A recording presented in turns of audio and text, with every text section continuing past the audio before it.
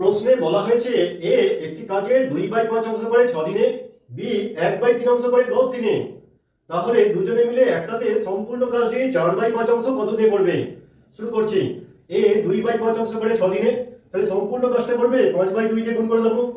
2 3 দুগুণে 6, 15 দিনে। একইভাবে সি সম্পূর্ণ কাজটি করবে 30 দিনে, তাহলে এ করছে 15 দিনে, বি সম্পূর্ণ কাজটি করে 30 দিনে। এবার 15 আর 30 এর আমরা লসাগু নির্ণয় করলাম 30।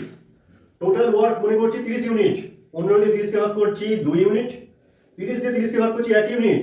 অর্থাৎ এ একদিনে করে 2 ইউনিট কাজ, বি একদিনে করে 1 ইউনিট কাজ।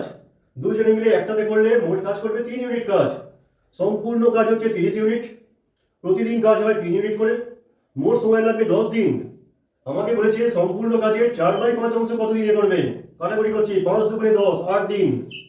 অর্থাৎ অপশন নম্বর সি হলো সঠিক উত্তর।